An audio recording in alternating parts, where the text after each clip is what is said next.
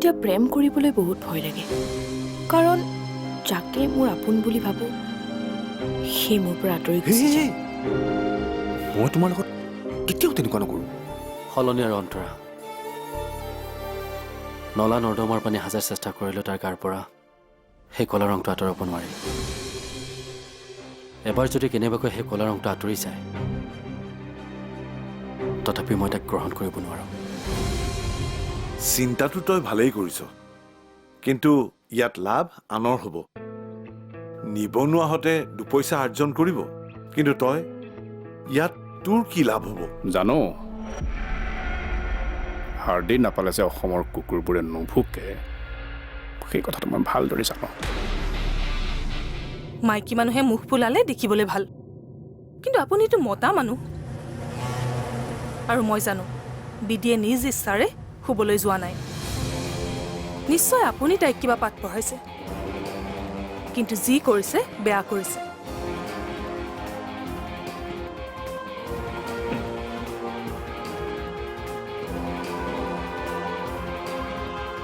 ভাল বেয়াৰ বিচাৰ তুমি কৰিব নালাগে, সেইবিলাক মই কৰিম। তুমি ঠিকেই কৈছিলা দেউতা, বৰ্তাই আমাক একো বুলিয়ে নাভাবে। মই দেখোন কৈয়ে থাকোঁ, মাৰ আৰু তইহে মোৰ কথা বিশ্বাস নকৰ। কিন্তু এতিয়া মই কৰোঁ। মই মাৰ কথা নকওঁ, মাক মাৰ মতে থাকিব দিয়া, কিন্তু এতিয়াৰ পৰা মই তোমাৰ পক্ষত। দেৰিকৈ হ'লেও যে তই মোৰ কথাবোৰ বুজি পাইছ, তাৰ কাৰণে মই বৰ ভাল পাইছোঁ। কিন্তু আজি বৰ্তাৰ বিহেভিয়াৰটোহে দেখি আচৰিত পালোঁ। টিকেনৰ লগত মোক কম্পেয়াৰ কৰিছে, তাৰ মানে? সেইটোৱেতো কথা। মই জানিছিলোঁৱেই শ্বেয়াৰৰ কথা কোৱাৰ লগে লগে দাদাৰ আচল ৰূপটো ওলাই পৰিব, আৰু সেইটোৱেই হ'ল। পিছে তই কিন্তু ভুলতো দাদাক এইবোৰ কথা মই শিকাইছোঁ বুলি নকবি। কিয় ক'ম? কেতিয়াও নকওঁ।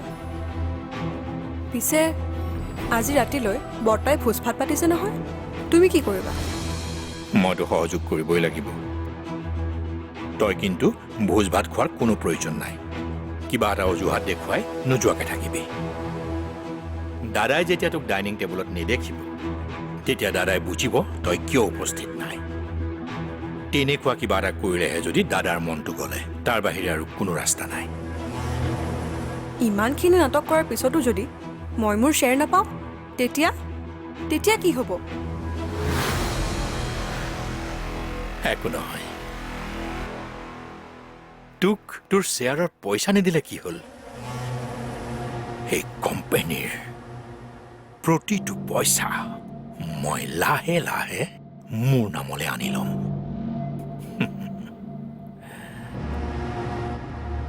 2 নম্বৰী মেডিচিনবোৰতো আছেই, সেইবোৰৰ বদনাম মই কোম্পানীৰ গাত সানিম।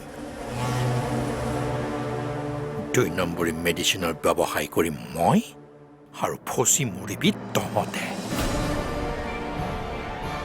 কোম্পানী, ফেক্টৰী সকলো ডুবিব,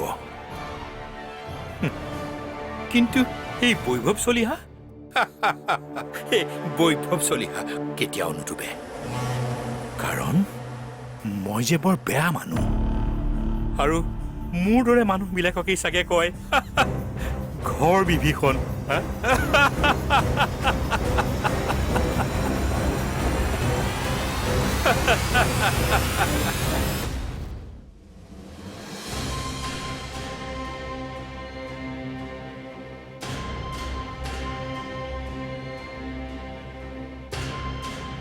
তোমাক মই ইয়াৰ পৰা যাবলৈ কৈছোনে নাই?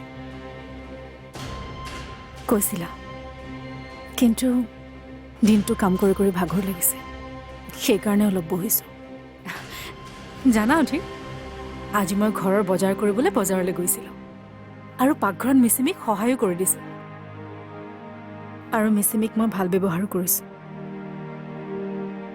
এই সকলোবোৰ তুমি বিচৰাৰ মতে কৰিছোঁ। মই বিচৰা মতে? মই সেইবোৰ একো বিচৰা নাই। মোক ভালৰি লগাবলৈ তোমাৰ একো কৰাৰ প্ৰয়োজন নাই, আৰু সেইটো তুমি ভালদৰে জানা যে এতিয়া তোমাক মোৰ কোনো প্ৰয়োজন নাই। মই এতিয়া অকলে থাকিব বিচাৰোঁ। চ' প্লিজ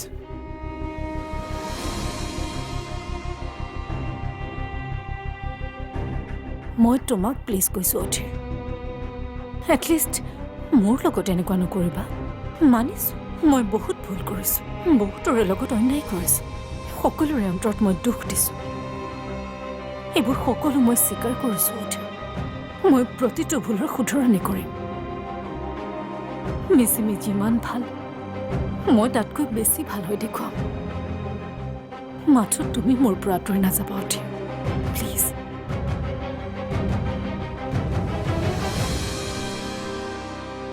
আঁতৰি আহিলোৱেই,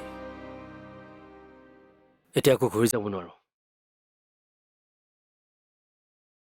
মোৰ লগত এতিয়া তুমি সময় নষ্ট কৰি লাভ নাই। তুমি তোমাৰ নতুন জীৱনৰ কথা ভাবিব পাৰা, তাত মোৰ কোনো আপত্তি নাই। মুঠৰ ওপৰত মোক তোমাৰ এতিয়া কোনো দৰকাৰ নাই। It's my final decision.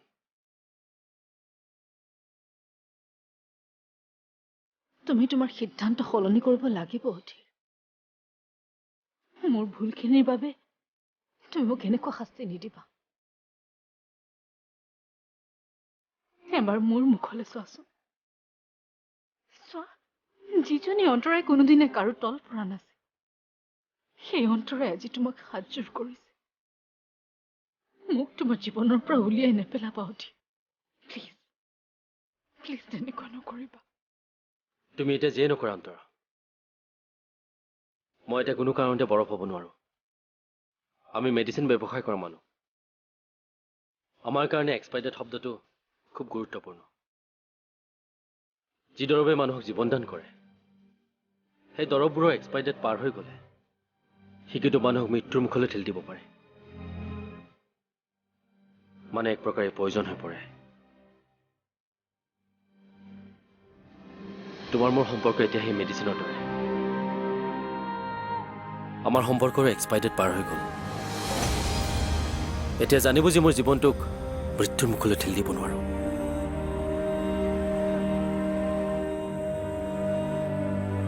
I'm sorry. And thank you very much.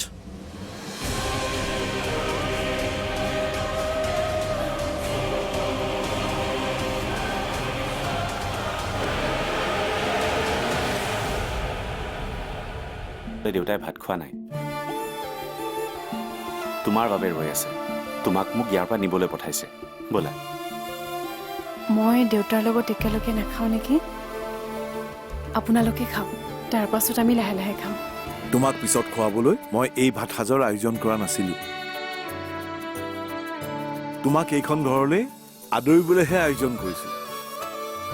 মই শহুৰ, তুমি বোৱাৰী, এইবোৰ কথা এতিয়া আৰু নাহে। তুমি নেদেখা ফাগুনৰে আবেলি,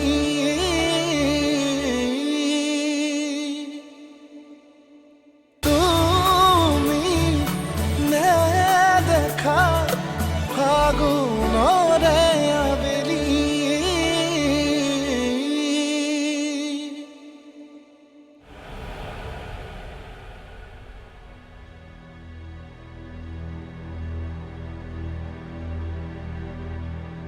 মিচিমি, কওক।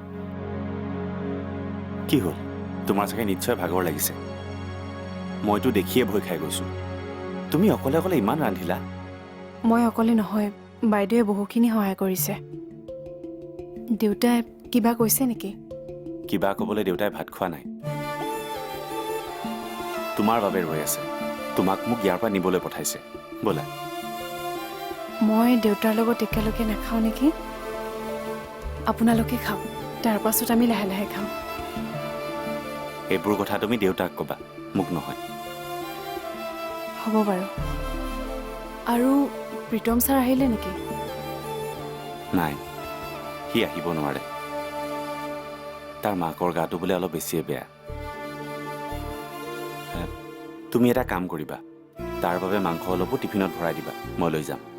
সি এনেও মাংস খাই ভালেই পায়, তাতে তুমি দিয়া বুলি ক'লে আৰু ভাল পাব। হ'ব দিয়ক। ব'লা। মই পাৰিম। ময়ো পাৰোঁ। নে মোৰ লগত যোৱাত কিবা অসুবিধা আছে? নাই নাই, তেনেকুৱা একো নাই। ব'লক।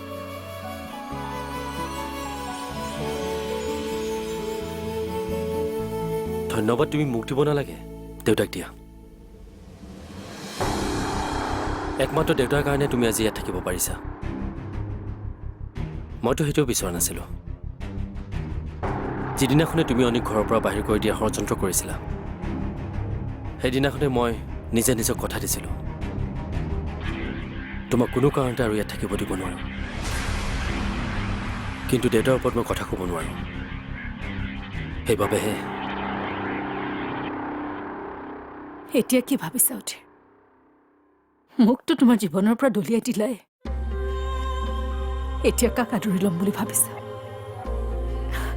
সেইদিন যে তুমি কৈছিলা তুমি দ্বিতীয় বিবাহ কৰিবা বুলি, তাৰমানে সেয়া সঁচা আছে?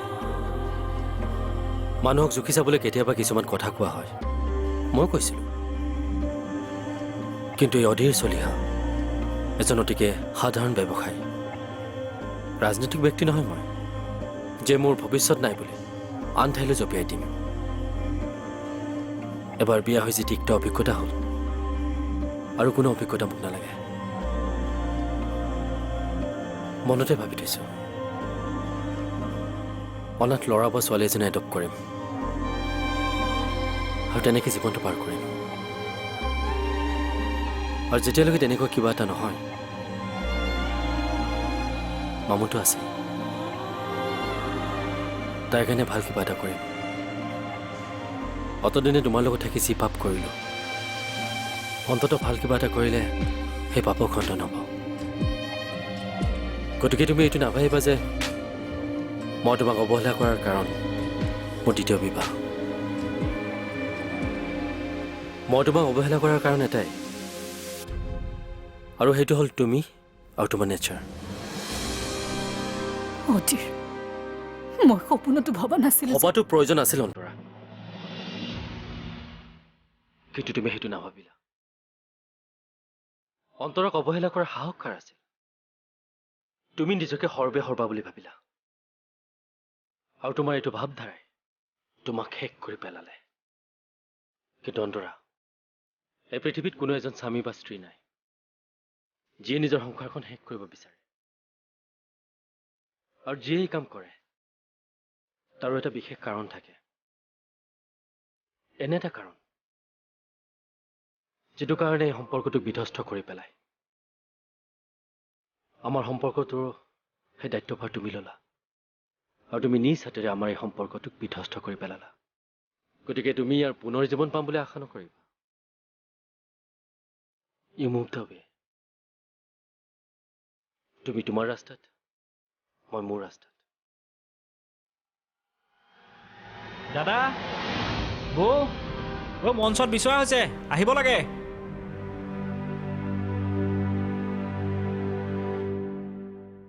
বীণা, দাদা, বোৱাৰীক এইখিনিতে বহুৱাই দিয়া। নাই নাই দেউতা, প্ৰথমতে আপোনালোকে বহি লওক, মই পিছত খাম।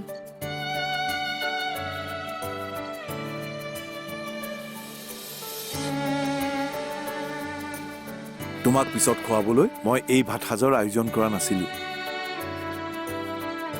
তোমাক এইখন ঘৰলৈ আদৰিবলৈহে আয়োজন কৰিছোঁ। মই শহুৰ, তুমি বোৱাৰী, এইবোৰ কথা এতিয়া আৰু নাহে। আমি সকলোবোৰ এতিয়াৰে পৰা একেখন ঘৰৰে সদস্য। ইয়াত কেৱল আমি একেলগে নাথাকোঁ, একেখন টেবুলতে বহি আমি আহাৰ গ্ৰহণ কৰোঁ। আজি তোমাৰ এয়া শুভ আৰম্ভণি। তোমাৰ মনত আছে এদিন মই তোমাক ইয়াত বহাৰ বাবে কি কৈছিলোঁ?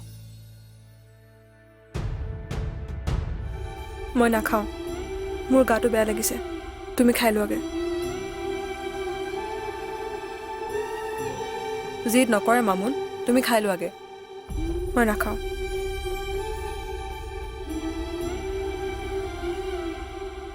তাৰ মানে মই যাবই লাগিব। বিধি, যাব লাগিব মানে? তোক এৰি আমি ভাত খাব পাৰোঁ নেকি?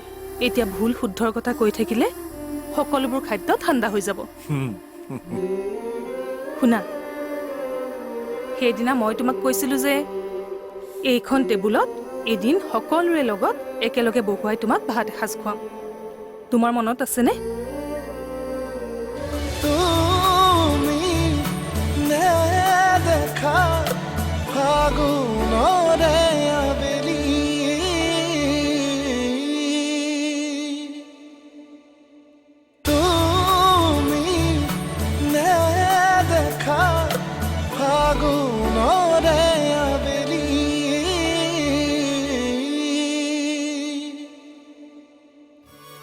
আজি তোমাৰ এয়া শুভ আৰম্ভণি।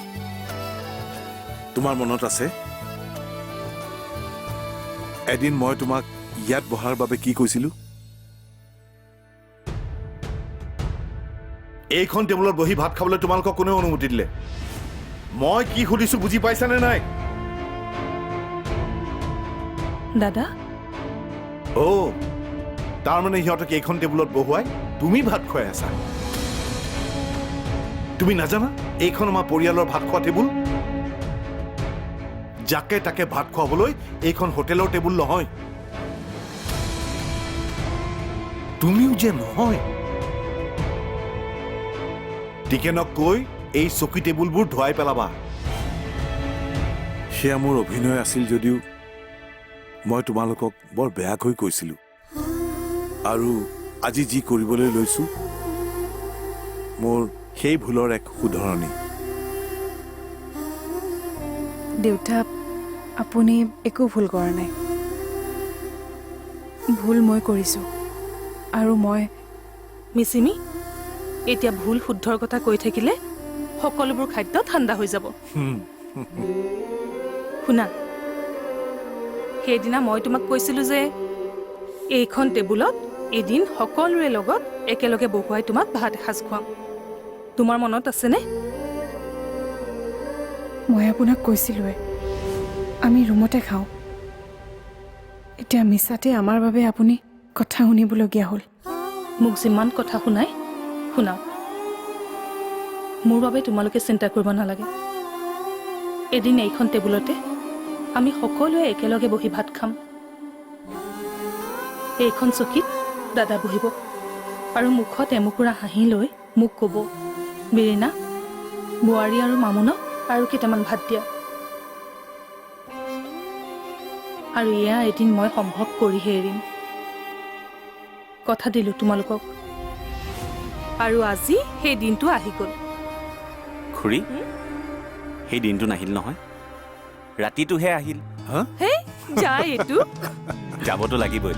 বাৰু তোমাৰ সেই দিনটো ৰাতি হৈ আহিল, কিন্তু আমাৰ বাকী ৰাইজবোৰ যে নাহিল। তাকেইতো, বাকীবোৰ ক'ত?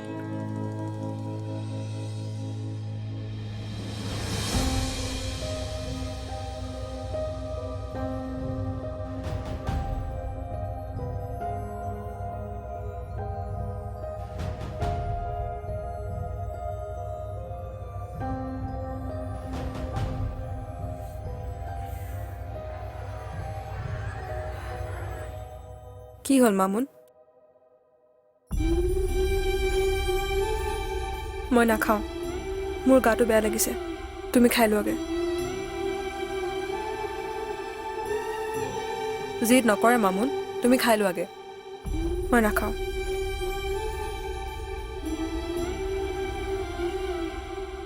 তাৰ মানে মই যাবই লাগিব। বিদি, যাব লাগিব মানে? তোক এৰি আমি ভাত খাব পাৰোঁ নেকি? আৰু এই তই কি মূৰৰ বিষয়ে নাটক কৰি আছ? কি হৈছে তোৰ? মোৰ একো হোৱা নাই ডাঙৰ দা। মোৰ কথাটো চিন্তা কৰিব নালাগে, আৰু মানুহ আছে। আচ্ছা, আৰু কোন আছে? মই কি তোৰ কথা চিন্তা কৰিব নোৱাৰোঁ নে? মই তোৰ চকুত মানুহে নহয়? ডাঙৰ দা, তই এইবোৰ কি কথা কৈছ? তইতো বহুত ডাঙৰ মানুহ। এইখন ঘৰৰ প্ৰধান মানুহ তহঁতবোৰেই। আমিহে তহঁতৰ চকুত মানুহ নহয়। টিকেন যেনেকুৱা মইতো তেনেকুৱাই। বিদি, মই জানিছিলো অনিৰ পচন্দ বেয়া হ'ব নোৱাৰে। অন্তৰা, তুমি পিছে খাই কেনে পালা? ভালেই দেউতা, মিচিমে ভালেই বনাইছে। চফা অন্তৰ আৰু আন্তৰিকতাই ৰান্ধিলে যিকোনো খাদ্যই জুতি লগা হয়। বিদি, সেইদিনাখন হ'ব ডাঙৰ দা, সেইটো কথালৈ মই লাগি থকা নাই। সেইটো কথা এতিয়া পুৰণি হ'ল। সেইটো কথালৈ এতিয়া এক্সপ্লেনেশ্যন দি কোনো লাভ নাই। তেতিয়াহ'লে কিয় নক'বলগীয়া কথা কৈ আছ? দিয়া দিয়া সপোনৰে আধা কেঁচা জীৱন, সঁচা মিছা খতিয়ানত মোৰে ভাগৰুৱা মন।